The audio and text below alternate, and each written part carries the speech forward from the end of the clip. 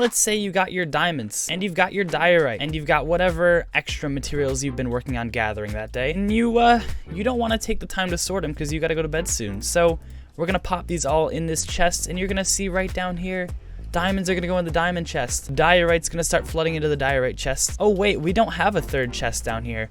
Wait, where's the wood gonna go?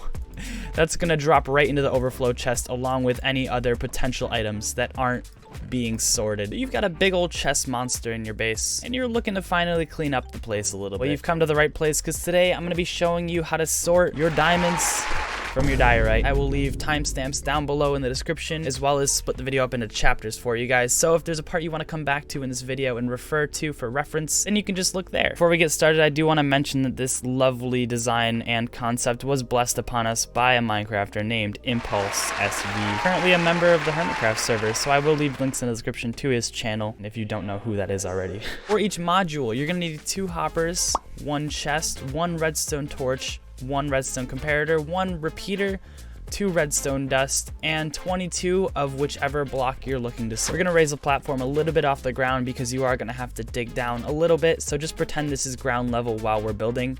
So you're gonna put your chest right here, whichever way you want. We usually go sideways just so that you could tile them next to each other like I have displayed over there. So this is where one of the extra blocks in the bottom comes in. If you want a double chest, you're gonna need a chest here, as well as if you want an input and an output chest, you're gonna need 2 more chests on top of however many you have in the sorting system. So first things first, we're gonna start by putting a hopper into the back of our chest there, and then we're gonna grab whatever temporary block you wanna use. We're gonna place it on top of the chest there, as well as run a hopper in the same orientation as this one, so you can see the hoppers are facing the same direction. They're both facing the direction of the chest.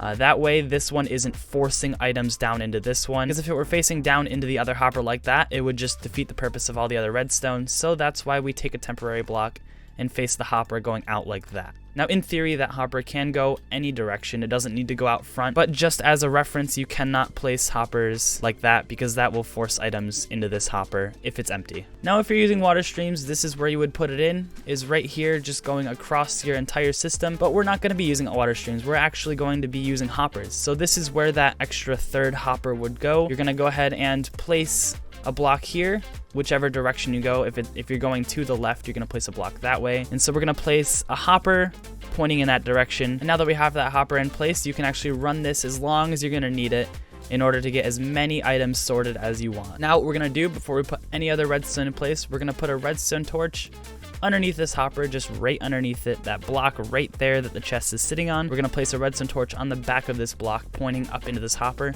and that'll effectively lock it so that it can't pull items out and it can't push items into the chest. Now once we have that, we're gonna put a redstone repeater down here, and that's gonna force the redstone signal into this block here, turning off this redstone torch. We're gonna go ahead and place a block here. Now normally that would be the ground, so you wouldn't have to worry about that block. So you're gonna place redstone dust on top of the ground there, and then put 2 more blocks up like this to keep that in line with the rest of the hoppers.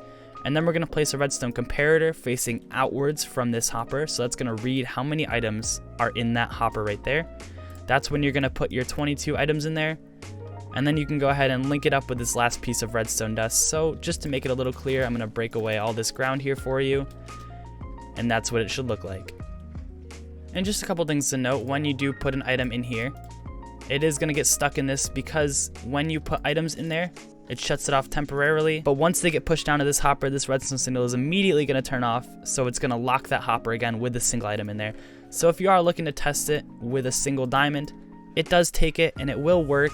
You did not lose your diamond, it just got stuck in the bottom hopper there. As well, if you are testing it or putting items through, try not to put a full stack in there because that will effectively turn off the modules around it. Even if there's not items in this at all, that'll make the redstone signal too strong and it will overpower this system, allowing your item sorter to get messed up because those items will be allowed through regardless of there's items coming into that or not. And that's why we use an input chest, is to keep items going at hopper speed just to make sure that it's something that the hoppers can handle. And after that, you can go ahead and put your output chest right at the end of the line here or wherever you want to lead this off to, and that'll take care of any items that aren't in the automatic sorter. Now because I'm facing the Ender Dragon in episode 2 and the Wither, I'm going to be building one of these because we're going to be having a ton of items very soon to work on, a ton of massive farms, super exciting projects. So if you do want to check that out, go ahead and click the video right there that's popping up on your screen. If you like this video or if it did help you out in any way, go ahead and freeze that like button. If you have any questions, leave them down below in the comments. I will respond to every single question that it gets asked. Thank you guys again so much for watching, and I will catch you in the next video. See ya.